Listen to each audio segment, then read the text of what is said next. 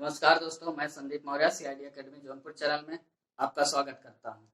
दोस्तों, ज्योग्राफी का next part video हम देखते हैं पृथ्वी पर अक्षांश और देशांतर यानी लैटिट्यूड एंड लॉन्गिट्यूड।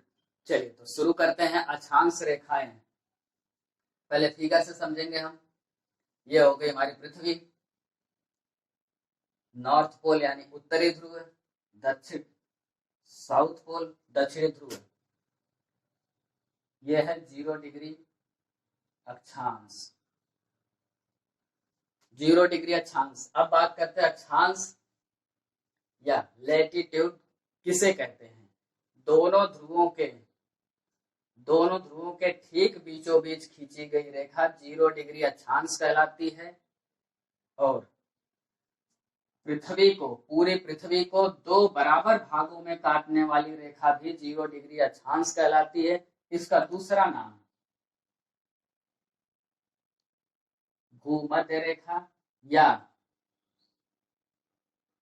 विषुवत रेखा, भूमध्य रेखा या विषुवत रेखा कहा जाता है। चलिए, पहला पॉइंट है भूमध्य रेखा, 0 डिग्री अक्षांश। नेक्स्ट, अब कुछ इंपॉर्टेंट अक्षांश जो बांटे गए हैं अपने पृथ्वी के अध्ययन के लिए। ये होता है 23.5,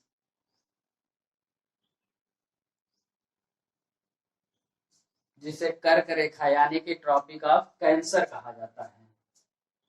तो ट्रॉपिक ऑफ कैंसर, कर्क रेखा। चलिए,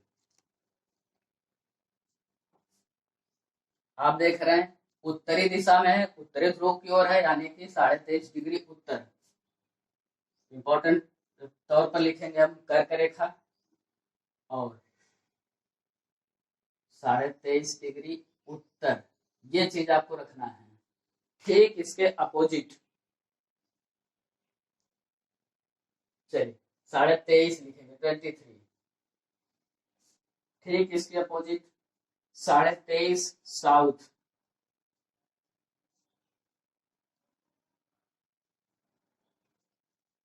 मकर, यानी कि ट्रॉपिक ऑफ कैप्रिकॉर्न। तो शॉर्ट इसका भी मैं लिख लेता हूं, आप स्पेलिंग देख लेंगे। जगह की कमी से मैं फुल नाम नहीं लिख सकता। यह है मकर रेखा, 23.5 डिग्री दक्षिणी अक्षांश। चलिए, यहाँ क्या लिखेंगे हम, मकर रेखा 23.5 डिग्री, 23.5 डिग्री दक्षिणी अक्षांश। ये चीज हमें देखना होगा। इसके बाद इंपॉर्टेंट,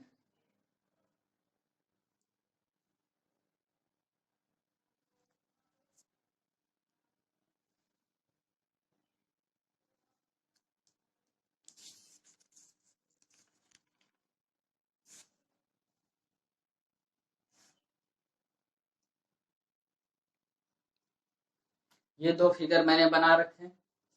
उत्तर में 30 डिग्री से 35 डिग्री, दक्षिण में 30 डिग्री से 35 डिग्री। इन दोनों को क्या कहा जाता है, अश्व अक्षांश।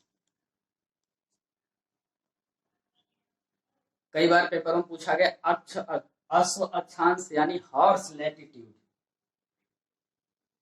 हॉर्स लैटिट्यूड दोनों गोलार्धों में, उत्तरी और दक्षिणी दोनों गोलार्धों में 30 डिग्री से 35 और 30 डिग्री से 35 के बीच की दूरी को, इस बीच के क्षेत्र को अश्व अक्षांश कहा जाता है। तो आप इसमें लिख लेंगे 30 डिग्री से 35 के बीच, 30 डिग्री से 35 डिग्री के बीच, चाहे उत्तरी गोलार्ध की बात करें या दक्षिणी गोलार्ध। आपको पता है दक्षिणी गोलार्ध में पूरा पानी भरा हुआ है, तो इसलिए इससे कोई मतलब ही नहीं होता, लेकिन नाम वही रहेगा। चलिए, उसके बाद और इंपॉर्टेंट कुछ अक्षांश बचते हैं। 66.5 डिग्री, दक्षिण में 66.5, उसी तरह उत्तर में 66.5, इसे कहते हैं आर्कटिक और इसे कहते हैं अंटार्कटिका। उत्तर में 66.5 आर्कटिक, दक्षिण में 66.5 अंटार्कटिक। चलिए इसे आप नोट कर लेंगे, 66.5 उत्तर आर्कटिक, नेक्स्ट पॉइंट रहेगा 66.5 दक्षिण में अंटार्कटिका। ये हो गए सभी इंपॉर्टेंट अक्षांश। अब बात करते हैं, ये हो गया पृथ्वी, ये भूमध्य रेखा 0 डिग्री, यहाँ से उत्तर की तरफ टोटल 90 डिग्री ध्रुवों पर, और यहाँ भी टोटल 90 डिग्री ध्रुवों पर। जगह कमी है इसलिए मैं अब इसको रफ करता हूँ और आगे बताता हूँ। देखिए इसमें और क्या रह जाता है इंपॉर्टेंट तौर पर, उसे ध्यान देंगे हम।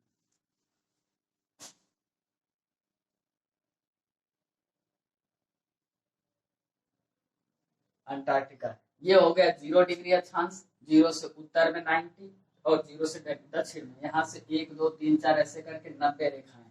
तो क्वेश्चन आता है कुल अक्षांश कितने होंगे, कुल अक्षांश रेखाओं की संख्या। अब हम गिनेंगे, ये 0 डिग्री ऊपर 90 यानी कि 19 उत्तरी ध्रुव, 90 दक्षिणी ध्रुव, 90 प्लस 0 डिग्री यानी कि एक ये हो गया, टोटल कितने हो गए 181, एक पॉइंट हो गया 181। अब एक दूसरी शर्त होती है, अभी क्या हुआ, हमने दोनों ध्रुवों को एक रेखा माना है। एक शर्त हो गई जब हमने ध्रुवों को रेखा मान लिया, लेकिन आपको पता है ये पोल है, यहाँ एक पॉइंट होगा, जहां ये गोला है, ये गोल वृत्त खत्म हो रहा है, यहाँ एक पॉइंट होगा। अगर आप ध्रुवों को एक रेखा नहीं मानते हैं तो 90 वाला कम हो जाएगा, यानी कितने बचेंगे 89 नॉर्थ यानी कि उत्तरी गोलार्ध में, उसी तरह 89 दक्षिणी गोलार्ध में, प्लस 0 डिग्री का एक, क्या हो गया 2 अक्षांश कम हो गए, यानी कि 179। आपके पास 2 आंसर आते हैं, कुल अक्षांशों की संख्या 181 होती है। ऑप्शन में जो मिलेगा वो आप करेंगे, नहीं तो शर्तें दी होंगी कि यदि ध्रुवों को रेखा मान लिया जाए तब 181, ध्रुवों को एक बिंदु मान लिया जाए तब 179 कहेंगे, 179। चलिए ये हो गया अक्षांशों का। अब हम बात करते हैं अक्षांश क्या दर्शाते हैं, तो इंपॉर्टेंट नोट्स के चिन्ह पर लिखेंगे, अक्षांशों से क्या पता चलता है, अक्षांशों से मौसम पता चलता है। कैसे, एक बेसिक सा एग्जांपल मैं देता हूं। जैसे क्वेश्चन आपसे पूछा जाता है कि उत्तर में 10 डिग्री, आपसे पूछा गया 10 डिग्री नॉर्थ अक्षांश में अगर गर्मी है, 10 डिग्री उत्तरी गोलार्ध में गर्मी है, तो 10 डिग्री दक्षिणी गोलार्ध में क्या होगा। क्वेश्चन पूछा जाता है 10 डिग्री दक्षिणी गोलार्ध में क्या होगा, तो आपको बिना कुछ सोचे समझे तुरंत लिख देना है गर्मी, यहाँ झोंक देना है गर्मी, क्योंकि यहाँ कुछ करना ही नहीं। अगर आप अपनी अक्ल लगाएंगे कि 10 डिग्री दक्षिणी गोलार्ध में तो पानी भरा है तो गर्मी पड़ ही नहीं सकती है, ऐसा बिल्कुल नहीं करना है। ये तो पृथ्वी की बनावट है कि हमारे पास जल का 70% है, स्थल हमारे पास और भी कम है, तो अब हम स्थल भाग में ही रहते हैं, तो ज्यादातर जनता उत्तरी गोलार्ध में, ज्यादातर क्या सारी जनता उत्तरी गोलार्ध में ही है, दक्षिणी गोलार्ध में पूरा पानी भरा है। लेकिन अक्षांश मौसम को दर्शाते हैं, इसलिए आपको जिस बराबर अक्षांश पर जो मौसम उत्तर में होगा वही दक्षिण में होगा, अक्षांशों की संख्या बराबर होनी चाहिए। 10 डिग्री है तो 10 डिग्री है, 50 होगा तो 50 रखना है। चलिए हो गया अक्षांशों से। नेक्स्ट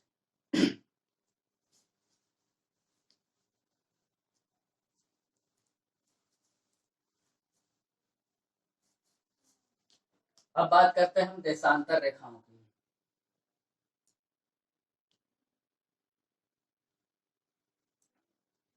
ये हो गई पृथ्वी, इस पर देशांतर रेखाओं की बात करते हैं। ये 0 डिग्री अक्षांश यानी कि भूमध्य रेखा हो गई। ये हो गया उत्तरी ध्रुव, नॉर्थ पोल, साउथ पोल यानी कि दक्षिणी ध्रुव। देशांतर रेखाएं कैसे होंगी, चलिए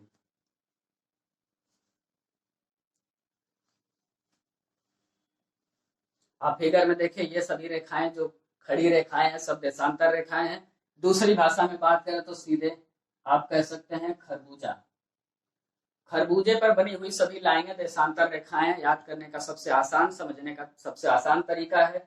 अब देशांतर कहा किसे जाता है? अगर आप बात करें तो दोनों ध्रुवों को मिलाने वाली सभी रेखाएं देशांतर रेखाएं कही जाती हैं, यानी कि लॉन्गिट्यूड कही जाती हैं। अब इंपॉर्टेंट टॉपिक लिख लेते हैं थोड़ा सा। अब देखिए, यहाँ दो देशांतर रेखाओं के बीच भूमध्य रेखा, ये है आपकी भूमध्य रेखा 0 डिग्री।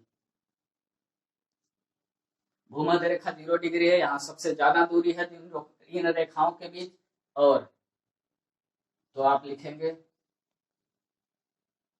दो देशांतरों के बीच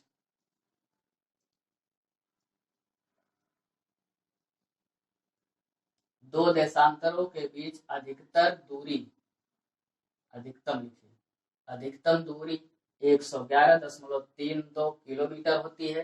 अब एक और क्वेश्चन है कि दो अक्षांशों के बीच अधिकतम दूरी क्या होती है? जो अक्षांशों में भूल गया था वो मैंने आपको बताया नहीं, आप देख लीजिए इस तरह से। ये 0 डिग्री हो गया, और उसके बाद अगर इधर बात करें तो यहाँ 1 डिग्री, 2 डिग्री, 3 ऐसे करते हुए 90 डिग्री होता है।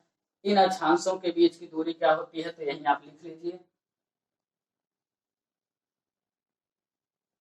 दो अक्षांशों के बीच, यहाँ अधिकतम न्यूनतम नहीं होती, अक्षांशों के बीच बराबर दूरी बनी रहती, वहां कम ज्यादा होती ही नहीं है। तो यहाँ आप लिखेंगे सिर्फ 111 किलोमीटर। चलिए ऐसे लिखते हैं 111 किलोमीटर।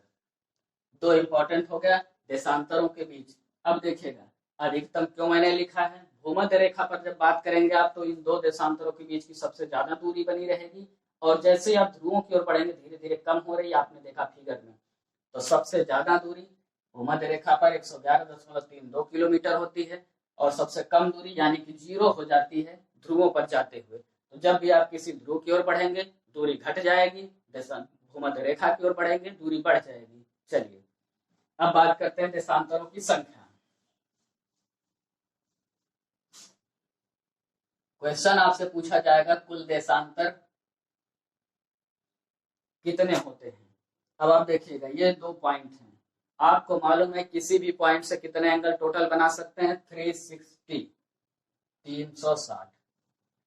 यहाँ एक बिंदु है, यहाँ एक बिंदु है, एक बिंदु पर टोटल 360 डिग्री, ये एक बिंदु है, और इसका कितने कोण बना सकते हैं आप अगर खींचना चाहें किस दिशा में? तो टोटल 360 बना सकते हैं, यानी कि कुल देशांतरों की संख्या 360 होती है, ये फिक्स है। अब बात करते हैं 360 होती है, इनका काम क्या है? तो ये इंपॉर्टेंट दूसरा पॉइंट होता है, देशांतर क्या बताते हैं? तो देशांतरों से हम समय का निर्धारण करते हैं। देशांतरों से हम समय का निर्धारण करते हैं। पृथ्वी एक चक्कर 24 घंटे में पूरा करती है और टोटल देशांतर है 360। तो हम कैसे ज्ञात करेंगे? अब 24/360 कर लेंगे, आपको मिलेगा 4 मिनट। चलिए तो लिखिए एक देशांतर बराबर 4 मिनट। ऐसा कैसे हुआ? टोटल 24 घंटे हुए, आप उसे मिनट में बदलेंगे और 360 से भाग दे लेंगे, आपको 4 मिनट मिल जाएगा। तो मैं उसे शॉर्ट करता हूं, जल्दी में बताता हूं। अब किसी देश में क्या समय होगा, कितना बज रहा होगा, ये कैसे निर्धारित करते हैं? उसके लिए 0 डिग्री देशांतर, जिसे ग्रीनविच रेखा कहा जाता है, यानी ग्रीनविच कहा जाता है, इसी को हिंदी में बात करें तो प्रधान व्यामोत्तर या 0 डिग्री देशांतर या ग्रीनविच रेखा कहा जाता है। और ये कहाँ है? लंदन में।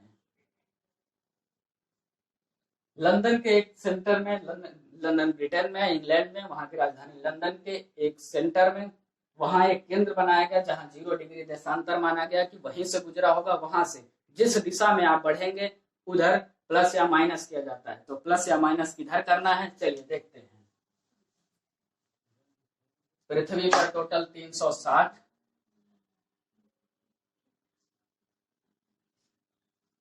कुल देशांतर 360 है, तो 180 देशांतर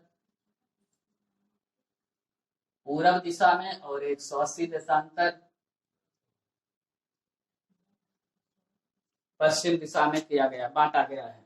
अब अगर मानते हैं कि ये है लंदन यानी 0 डिग्री देशांतर है, यहाँ से जब हम पूरब बढ़ेंगे तो यहाँ से 90 यहाँ और 90 इसके ठीक पीछे, यहाँ से 90 इधर और 90 इधर ठीक पीछे। तो यानी 0 से पूरब की ओर बढ़ेंगे, पूरब की ओर बढ़ते ही +4 मिनट हर देशांतर पर, और पश्चिम की ओर बढ़ेंगे तो -4 मिनट। यानी कि जब आप लंदन से पश्चिम बढ़ेंगे तो समय घटा लिया जाएगा, और मिनट ये घटते हुए जब 180 डिग्री घटेंगे, टोटल घटते हुए 12 घंटे हो जाएगा, पिछले दिन में चला जाएगा। उसी तरह पूरब की दिशा में भी पूरा 4-4 मिनट हर देशांतर बढ़ाते हुए टोटल 180 देशांतर बढ़ा लेंगे आप, तो अगले दिन में चला जाएगा। जब कोई व्यक्ति 180 देशांतर कभी भी पार करता है, अगर पूरब में जाएगा तो एक दिन आगे यानी कि एक दिन पहले पहुंच जाएगा, पश्चिम में जाएगा तो एक दिन पीछे जाएगा। ये हो गया समय, और 4 मिनट का समय होता है। अब बात करते हैं एक घंटे में कितने देशांतर होंगे। तो चलिए, एक देशांतर बराबर 4 मिनट, ठीक। तो अब 60 मिनट, एक घंटे मतलब 60 मिनट होता है, यानी कि 4 गुणे 15 हो गया, और यहाँ भी हम गुणे 15 कर देंगे तो हमें मिलेगा 15 देशांतर।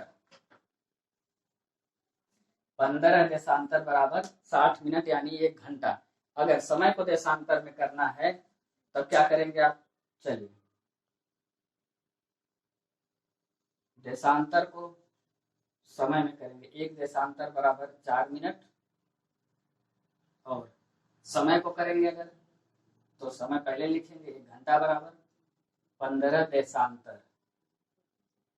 तो इस तरह वो अक्षांश और देशांतर का चैप्टर खत्म करते हैं। ये हो गया देशांतर। देशांतरों से समय का निर्धारण होता है, अक्षांशों से मौसम का निर्धारण होता है। और इस वीडियो को यहीं रोकते हैं। धन्यवाद।